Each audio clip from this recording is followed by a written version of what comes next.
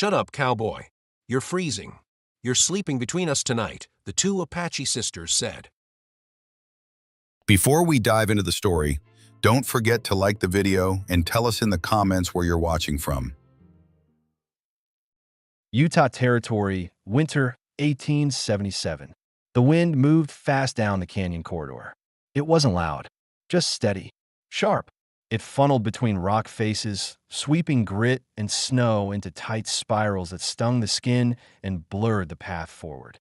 Micah Shaw had stopped keeping track of time sometime after the second night without fire. He'd been following a trail, his own horse, taken outside of Green Creek, likely by someone desperate or just mean, but the tracks had vanished with the storm. Now he moved on instinct. The land had narrowed around him, forcing him deeper into the canyon, where the wind bit harder and the cliffs grew steeper. He hadn't eaten in 2 days. His canteen had frozen solid that morning. His left boot had torn at the heel yesterday, and he'd wrapped it in cloth torn from his shirt. The wound on his shoulder, stitched sloppily with fishing line, had soaked through again. The pain was dull now, which worried him more than it comforted. He'd lost feeling in 3 fingers. He didn't think he'd die in a place like this, but it was happening fast. Every time he blinked, the snow looked closer to swallowing the trail. Every step took more thought than the one before. His thoughts drifted, kept snagging on old names, dead places. A woman's face. A ridge where he'd once delivered news of a ceasefire 2 days too late. He forced his mind away from that. Just get through the canyon. Just reach the other side. But he didn't. Micah's leg hit something uneven. Rock or ice, he couldn't tell. His body pitched sideways, knees hitting first, then his shoulder, then his chest against the snow-packed ground. He didn't try to get up. The cold wasn't sharp anymore. It had gone soft. He thought about crawling. He didn't. He closed his eyes. His hand slipped from the pistol at his side. Nara was already crouched when her sister caught up. She had seen the man from above, a dark shape against the snow, motionless but not stiff. She had her knife drawn, but hadn't touched him yet. Her breath came slow.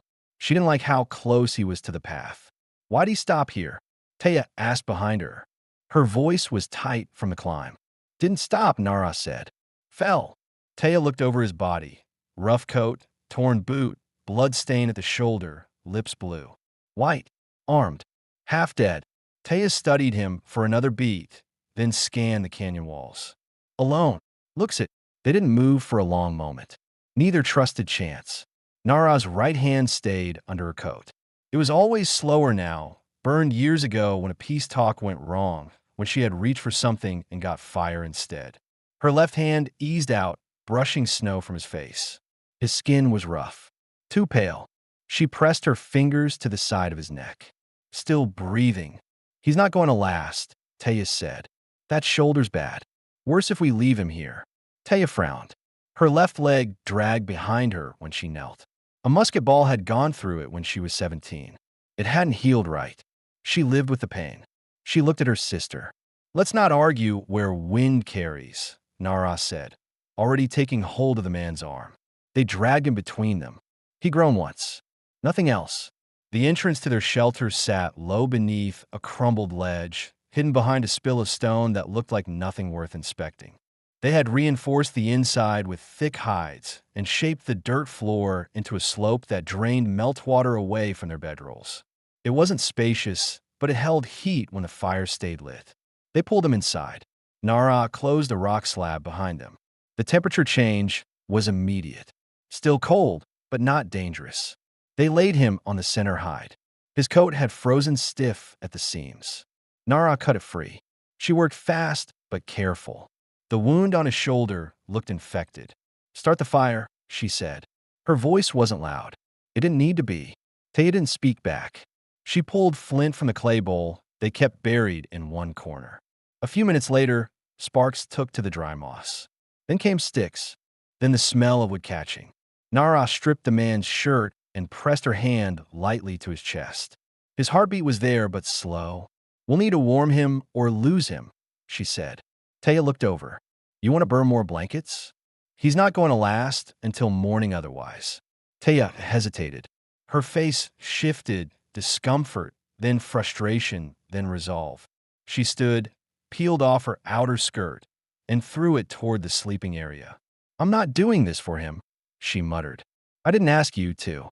They pulled the blankets close, thick hides layered over the fire-warm stones they kept near the bedrolls. Nara crawled under first.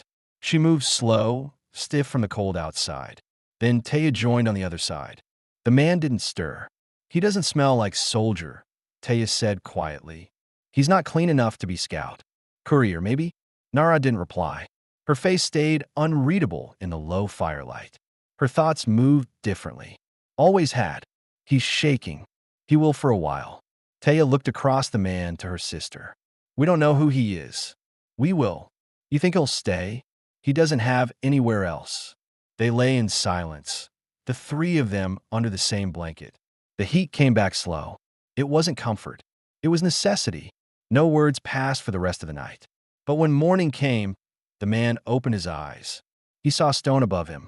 He heard the faint scrape of a knife against wood. He smelled rabbit bones boiling over fire. And for the first time in days, his thoughts didn't drift. He remembered where he was. And he stayed. Mike awoke without knowing where he was. The air didn't burn. That was the first thing he noticed. The cold had retreated, not fully gone, but no longer clawing at his skin. Something heavy covered his chest. Hide. Wait. Warmth. His fingers flexed against soft earth packed firm beneath him. The fire made soft cracks. He turned his head slowly.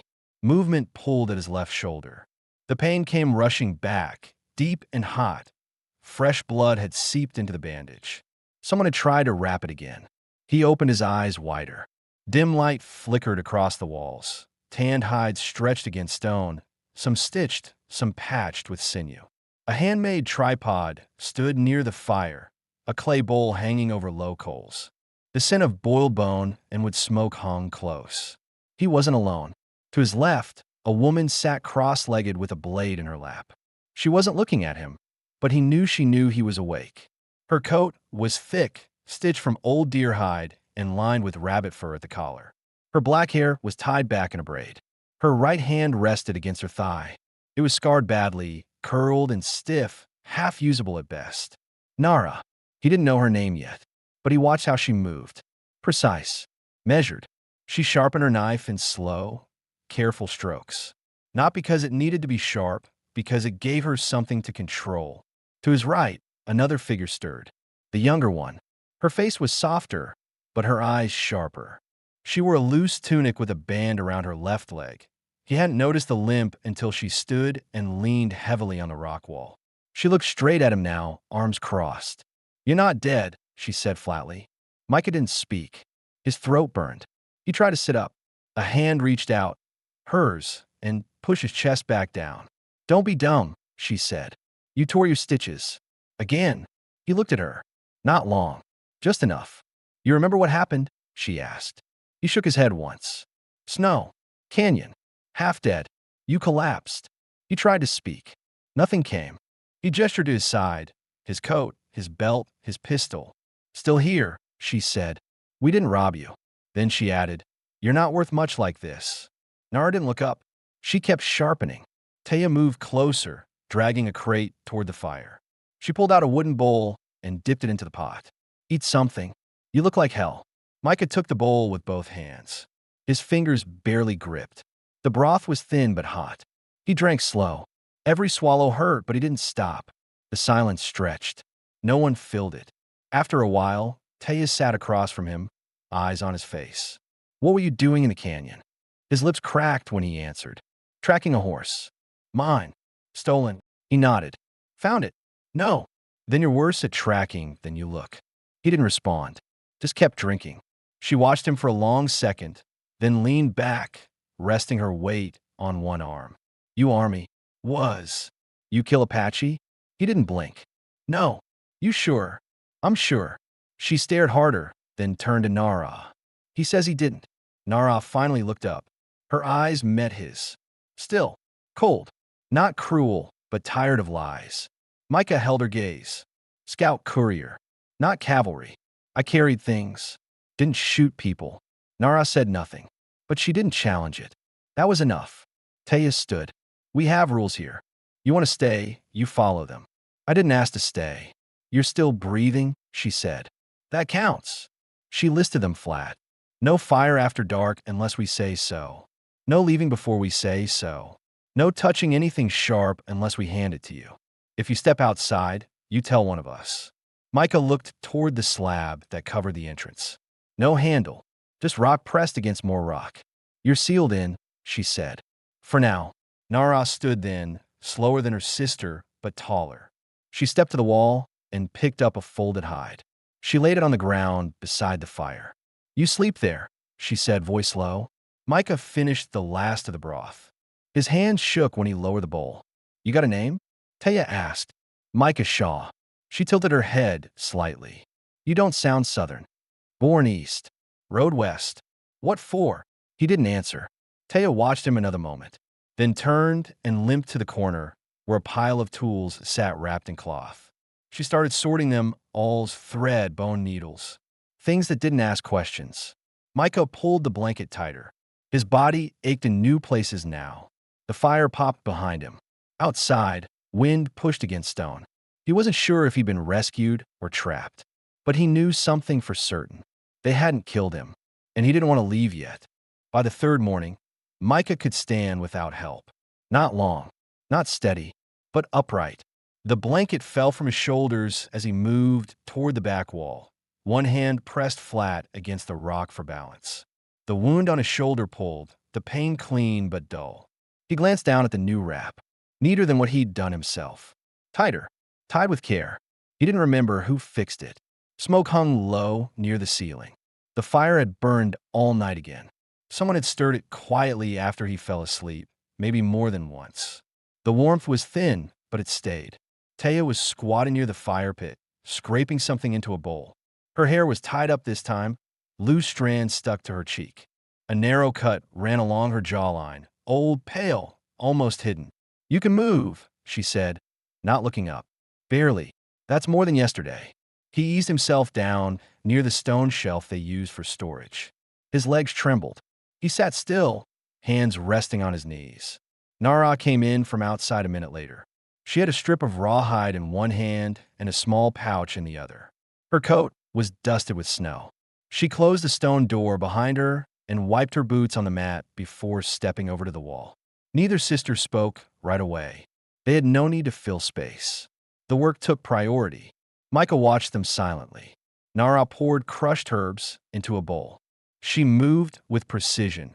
Her left hand measured, her burned right guiding the rim. Taya stirred a thick paste in a clay pot, careful not to let it scorch. Micah cleared his throat. You got anything I can do? Taya snorted once. You walk like a newborn foal. How about hands? Nara looked over her shoulder. Her expression didn't change, but she nodded once toward the back corner. Rabbits need checking, she said. Traps run past the hollow. Can't run, he muttered. Walk then. She didn't wait for him to answer. Outside, the air sliced through the canyon like a blade that never dulled. Snow crunched beneath each step. The traps were small wire snares placed low along a rabbit trail that ran behind the brush line. The sisters had carved the line deep, far from the main pass, nearly invisible unless you knew the markers.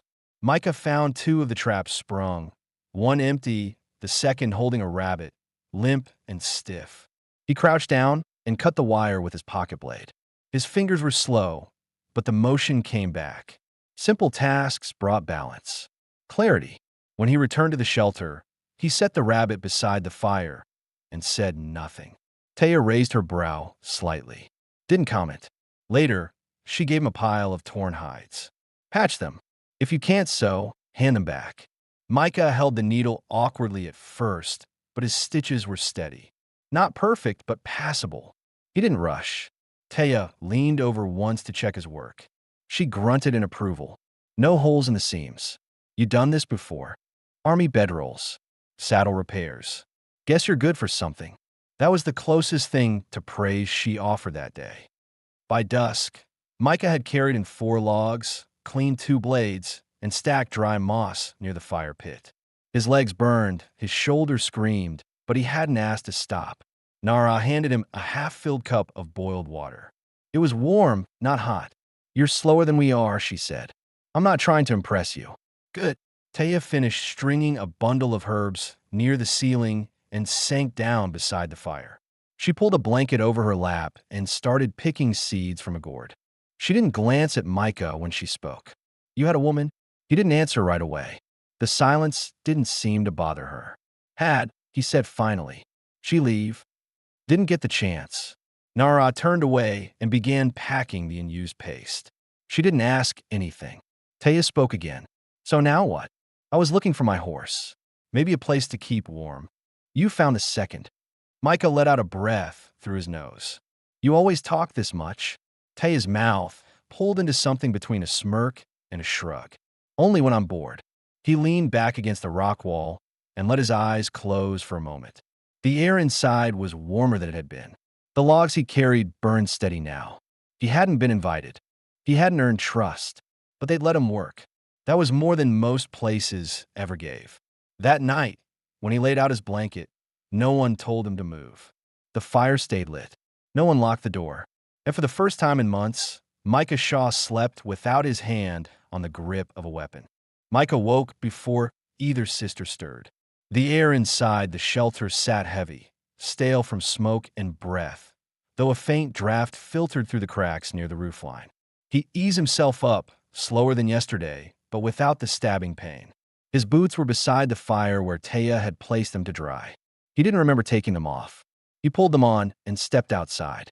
Snow had fallen in the night. Not deep, but clean, undisturbed. The canyon lay silent. Pale light stretched across the stone walls. Not quite sunrise, but near enough. The sky carried that pale blue hue that never lasted. He stepped down off the rock platform and began scanning the ridge line above. His instincts were working again. He wasn't just surviving anymore. He was looking. Taya found him kneeling by a trail marker, 2 stones stacked under a bent branch. You're up early, she said. Her tone was dry, not unfriendly. I needed air. She glanced at the tracks beside him. Rabbit, maybe. Could be lynx. Too wide for rabbit. Front palm marks are deep. You hunt. He stood. I used to follow men. Animals are quieter.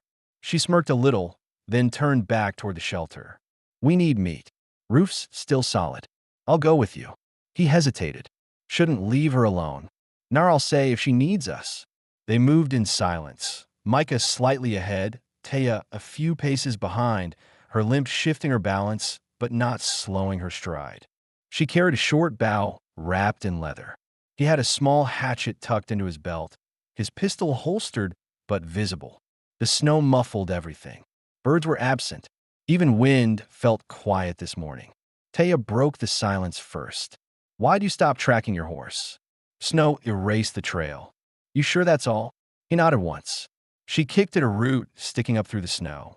You lose something else too? He didn't answer right away. My older brother was like that, she said. Shut down after we got separated from the others. Didn't speak for 3 months. Thought silence meant strength. Micah looked at her. It doesn't. Not always. He didn't reply. She didn't press.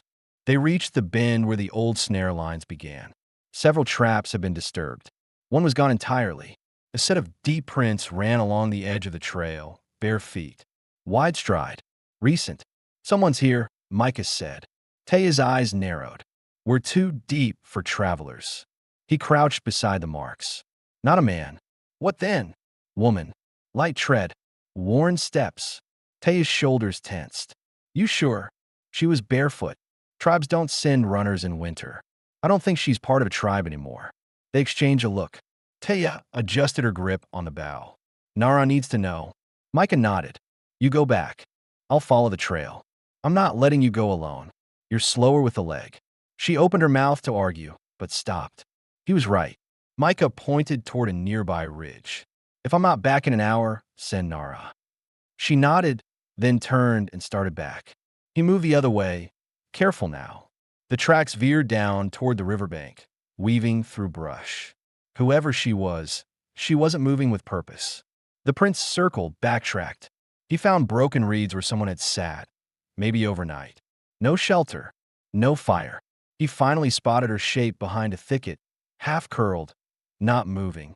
He stepped forward slowly, hands visible. Ma'am, he said, voice low. No response. He crouched beside her, skin cracked at the heels, skirt torn, face covered by tangled hair. She was breathing. He didn't touch her, just waited. A minute passed. Then her hand twitched. Micah stood and pulled off his coat. "Come on," he said quietly. She didn't resist when he wrapped it around her shoulders. By the time they reached the shelter again, Nara had the fire stacked high. Taya stood by the door, bow still in hand. Nara took one look and didn't ask questions. She pulled down a fur and cleared space by the fire. They laid the girl down. She was young, maybe 17. Apache markings at the shoulder, bruised along the ribs, cuts on her ankles. "Someone left her to die," Taya said. Micah didn't answer. He wiped his hands clean with snow and sat back, watching as Nara checked the girl's pulse and placed a damp cloth on her forehead. Nobody said what they were all thinking. They just worked. And that night, there were 4 bodies in the shelter, and one of them wasn't supposed to be there. The girl didn't wake that first night. Her breaths came shallow. She shivered, even under 2 layers of furs. Nara stayed beside her the entire time, checking her temperature by touch, dabbing at her lips with warm water. She said nothing the entire evening. Taya watched from across the fire, arms wrapped around her knees, her brow set. Micah kept to the far wall. He didn't try to help. He understood the limits. He'd seen this before. Bodies pulled too long through cold, pushed beyond hunger and sleep. When they came back, it wasn't all at once. Sometimes it wasn't at all. No one spoke until the fire burned low. Taya finally broke the silence. "She's marked." Nara gave a short nod. They branded her. "Looks fresh." Micah hadn't seen that part. He shifted slightly. "Traitors? More likely local militia," Taya muttered. "Some of them brand runaways to warn others." "She's too young." Nara answered this time, voice flat. That never mattered. They let that hang in the air. The next morning, a thin cry echoed through the shelter. Not loud, not panicked, just hoarse and raw. Micah stood first. Taya followed. The girl had pulled herself upright, barely. Her face was drawn, lips cracked, eyes wide and untrusting. She looked at the 3 of them, then back at the door. Her body tensed like an animal backed against a wall. Nara crouched near the fire and poured warm broth into a small bowl. She set it down and slid it across the floor, not speaking. The girl didn't touch it. Taya stepped forward. "You're not a prisoner. Still nothing. We didn't bring you here to harm you." The girl's eyes flicked to her ankle. The bruises were deep, turning dark. Micah stayed back, near the entrance. "Can you speak?" Taya asked, softer now. The girl nodded once. "Name?" Silence. Taya tried again, switching to a soft Apache dialect. Still no response. Just a slow shake of the head. Nara placed a blanket over the girl's lap and stood. She gave a glance toward the others. "She'll talk when she chooses," she said simply. By midday, the girl had eaten 2 spoonfuls of broth and curled back under the hides. She didn't sleep, just lay still, watching the corners. Micah stepped outside to split wood. The wind had returned, colder than before. He worked in silence, steady rhythm, blade rising and falling. The motion helped him think. He didn't know what they were now, this group. 3 people surviving had been difficult enough.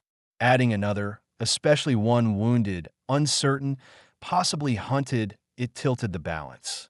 When he came back in, Nara was sewing something along the girl's sleeve. Taya stood near the fire, boiling more water. Neither looked up.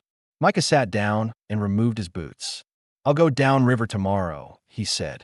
Nara glanced at him. "Why?" "Check for movement. If someone's tracking her, they might not be far behind." Taya shook her head. "If they branded her, they might still think they own her. Then I want to know what direction they're coming from." No one disagreed. That night, the girl spoke. Taya had just sat down to repair a torn binding on her old journal. The fire was low. Nara had gone to lie down, her back to the rest of them. Micah was mending one of his coat seams, stitching slowly, hands stiff from the cold. The voice came soft, barely more than a whisper. "Name's Saya." Taya froze, looked up. Saya didn't meet anyone's eyes. "They pulled me from the river 2 days east of here. Said I was worthless. Left me tied in the snow." Taya moved closer, slow. She didn't interrupt. "They took my brother a month before that. I haven't seen him since." Micah sat still, listening. Saya wiped her face once with the back of her wrist, then pulled the blanket tighter around her chest. I didn't think anyone would stop. No one tried to comfort her. Nara spoke from her cot, voice quiet but clear. We don't leave people. Saya looked toward her, blinking hard. Taya leaned back on her heels. Tomorrow, we'll go through what you remember. Names, faces, anything that can help us know what's coming. Saya gave the faintest nod. Micah stood and stirred the fire with a branch. No more was said, but the air had changed again. There was a new name, a new voice, a fourth bowl at the fire, and that meant none of them could leave anymore, not without taking the others with them. Snow fell again that night, heavier than before. It coated every ledge, softened every edge of the canyon. Inside the shelter, the fire kept low to avoid drawing attention. Nara used flat stones to seal the smoke path. The walls held warmth, but the air remained sharp. At first light, Micah dressed without speaking. He strapped his holster back into place, checked the pistol's chamber, then tied the extra rounds into a pouch on his belt. Taya handed him a strip of dried meat and a small flask. Neither thanked the other. Saya was still sleeping. She curled tight near the wall, one arm under her head, the other across her chest like she was holding something that wasn't there. Nara stood beside her, hands crossed, her face unreadable. Micah paused at the door. I won't be long, he said. Nara nodded. You see anyone, don't approach. If I don't return by dusk, we'll handle it. He pulled the stone slab aside and stepped into the cold.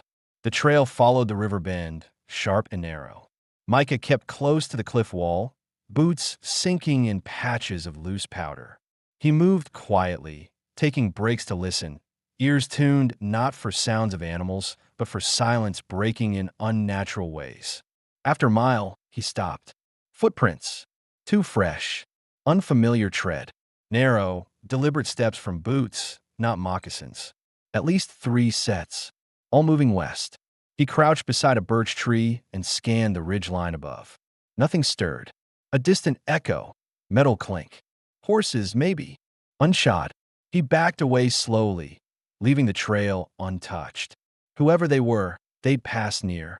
Close enough to matter, but not close enough to find a shelter. Not yet. Back at the hollow, the girls were working. Taya had Saya outside, near the stone basin, showing her how to scrape bark from the pine branches. Saya moved stiffly, but her eyes followed every motion. She didn't speak, but she didn't resist either. Micah approached from the ridge and signaled with a raised hand.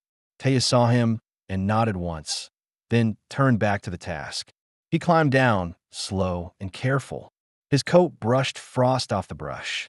When he reached the bottom, Saya looked up. They're coming, she asked. Not yet, he said, but they're close enough to smell smoke if we're not careful. Saya's hands dropped to her sides. She didn't tremble, but her jaw tightened. We have to leave, she asked. Micah shook his head. Not yet. Inside, Nara was preparing strips of meat for drying. Her movements were faster than usual, more rigid. Micah entered without needing to speak. How many, she asked. At least 3. She folded the meat in silence. Taya came in next. If they get close? We don't wait for knocking, Nara replied. Micah crouched near the fire.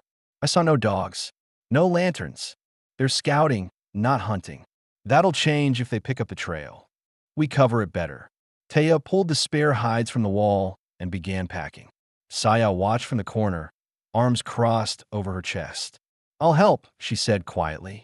Taya looked at her, then nodded. They worked until late. Micah concealed the outer trail with branches. Nara moved the stored food deeper into the second chamber behind the stones. Taya reinforced the narrow chimney vent with fresh mud to keep smoke from rising. As darkness fell, they sat together near the hearth. No words exchanged. The fire burned low but steady. Saya leaned against Taya's shoulder for the first time. Micah sat opposite, checking his pistol again. Nara stared into the flames. They weren't a family, but whatever they were now, they knew one thing. If the men returned, none of them would be taken.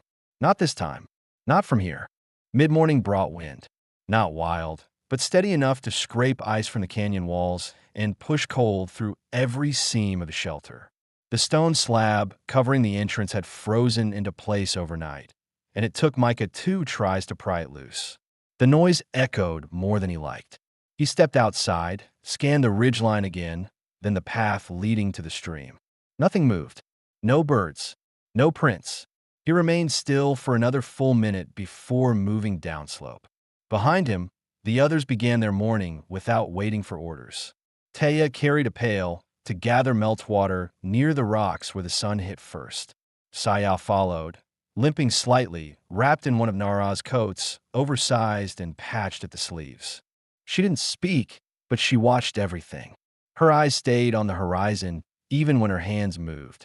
Inside, Nara was laying out thin strips of bark and pine gum to begin sealing the gaps in the ceiling. They had just enough fat left to coat the inside stones one more time, maybe 2 if stretched. She worked fast, shoulders hunched, her burned hands steady against the wall for balance. By now, each of them understood the rhythm, the unspoken routine. No one needed to ask what needed doing. They were preparing, quietly, thoroughly, because it was no longer a question of if. It was when. By noon, the sun had crested the eastern wall of the canyon. The snow softened in patches, crust breaking under every step. Micah had circled to the northern rise. From there, he could see the open trail they'd all agreed to leave unblocked, a false pass. It would suggest movement elsewhere. It was bait. He spotted them just before the wind shifted. 3 riders. No colors. No flags. Broad shoulders. Long rifles strapped to saddles. Their horses moved slow, not tired, just deliberate. These weren't men chasing something. They were waiting to be noticed. Micah slid back behind the ridge, moved down low along the stone face, boots leaving no mark on the frozen ground. By the time he returned to the hollow, his coat had soaked through at the hem. Inside, Nara looked up once. They're near. He didn't answer right away, just nodded and dropped the canteen beside the fire. Taya stood. How long? They've stopped near the clearing. Watching. Looking for her? Or me? Micah said. Saya had frozen at the sound of boots returning. Now she stepped forward. I know one of them, she said. The man on the black horse. His name's Marston. He was there when I escaped. You sure? Yes. Her voice cracked. He had a scar under his chin. Wears a silver ring on his right hand. Micah sat on the edge of the sleeping mat. What's he want? She looked down. Control. They made a plan that afternoon. Taya would set trip wire on the north trail, cowbells, scraps of tin, anything that would ring against stone. Nara had Micah help her dig a secondary stash pit beneath the fire. It wasn't deep, but it would hold dried meat, flint, and half a flask of clean water. Just enough to disappear for a day, maybe 2. Saya insisted on helping. She limped out with Taya, dragging brush to cover their footprints. Her voice stayed low, but her hands never stopped. When the sun dropped behind the west cliff, everything inside the shelter had been packed tighter. No stray tools, no noise, no movement near the chimney. They kept the fire low, then let it die out.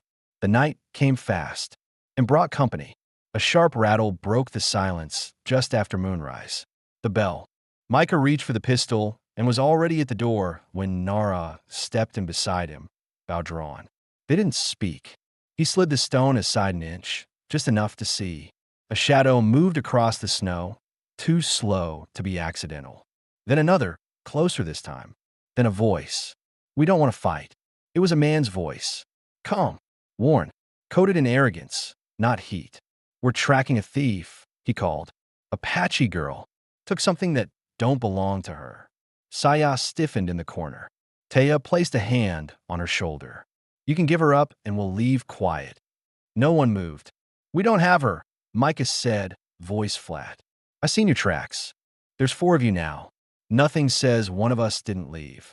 A pause. You talk like a man who's been alone too long. Micah didn't answer. You got one chance. Tomorrow we come back. If you're still here, we'll assume you're sheltering fugitives. Micah reached forward, resting his finger against the trigger.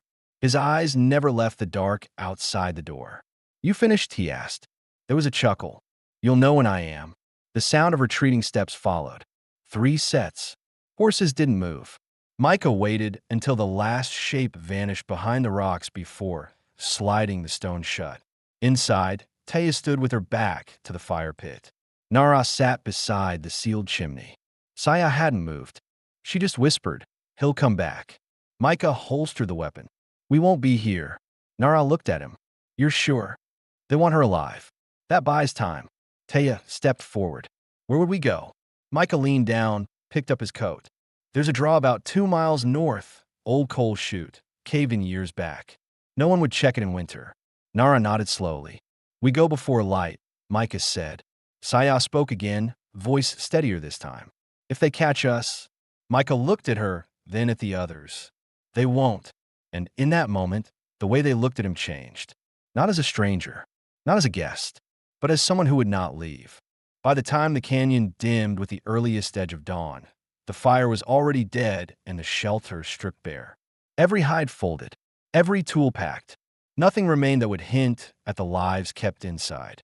It was Taya's idea to leave the broken snare near the door, a message that no one had survived. They left on foot. No horses, no lanterns. Just layered clothing, a bundle of food, and silent urgency. Micah led. Nara followed with her knife strapped to her thigh, one hand free to steady Saya as they moved. Taya walked last, checking their back trail with each bend. They didn't talk. Every word spent would have cost warmth, time, breath. Their survival lay in movement. The draw sat north of the hollow, hidden between two limestone cliffs that hadn't shifted in decades. An old coal run once moved through it, back when mining still paid. That was before floods buried half the shaft and collapsed the upper ridge. Micah had found it the previous spring while hunting for water. He hadn't told anyone. Until now, the entrance looked like nothing more than a ditch between two dead trees. Beneath a fallen branch and a layer of leaves, he pulled back the canvas he'd tucked there months ago. Behind it, barely visible, was a narrow cavity in the stone. "Get low," he said. "It's tighter at the start." Nara crawled first, Saya behind her. Then Taya. Micah followed last, covering the opening with debris as he went. Inside, the shaft widened just enough for them to sit shoulder to shoulder. The air was damp, the smell of old coal and ash clinging to the walls. A single beam of light filtered through a crack in the rock above. Enough to see, not enough to reveal them. No one spoke until every footstep from outside had vanished. Hours passed. They shared bread. Nothing more. Nara chewed slow, her eyes never leaving the narrow slit of light. Taya sharpened the same arrowhead over and over, a habit she used to stay calm. Saya sat curled in a blanket, arms wrapped around her knees, lips pressed together, eyes darting with every sound. Micah kept his ear to the wall. Twice he heard horses, once voices, but nothing came close. Late in the afternoon, Saya finally broke the stillness. "Why'd you come back for me?" Micah didn't answer. Taya looked up from her work. "Because we've all been left once." Saya nodded slowly. Nara turned. "You see anything like this again, you don't wait for help. You move." "I couldn't walk," Saya said. "Then crawl." There was no anger in her tone, just fact. Saya didn't take offense. She only said, "I didn't think anyone would find me." "You were wrong." The cold returned fast after dusk. They built no fire, just sat close, shared body heat. Their breath fogged the air, mixing in the narrow shaft. Micah leaned against the wall, gun resting across his lap. His shoulder ached, the old wound stiffer in the cold, but he didn't shift. His ears caught every change in wind. Nara pulled her coat tighter. Taya removed her boots to rub her toes, then covered them again.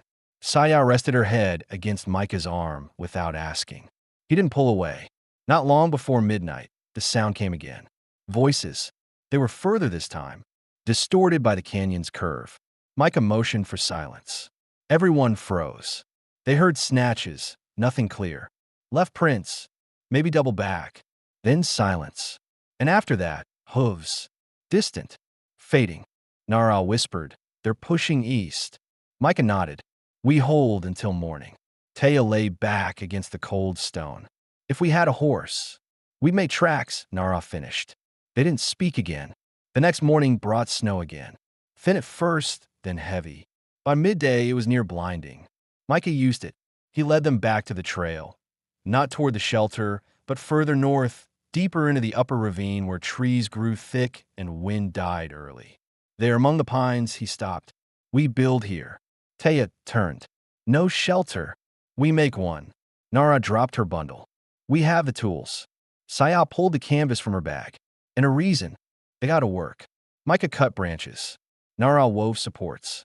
Taya tied beams using sinew from the old snare lines. Saya cleared snow, hands red and raw but steady. By sunset, the frame was up, covered in hides, reinforced by stone. Inside, it didn't leak, didn't groan. It was crude, but held. That night, with the wind howling far above them, the four sat inside. Not as fugitives, not as strays, as something built, not broken. Saya handed Micah a strip of bark with something carved into it, her name.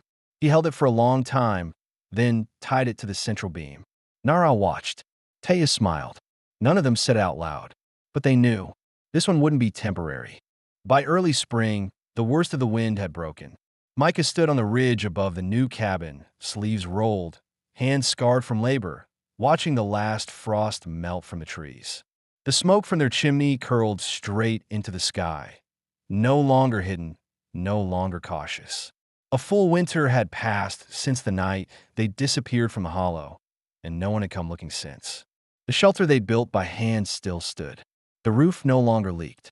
The walls were reinforced with pine beams, scavenged from the ridge above the ravine.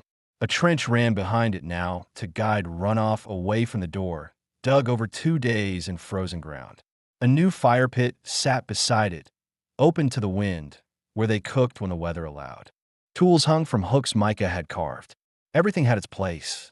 Inside, it smelled of smoke, fresh bread, and pine gum.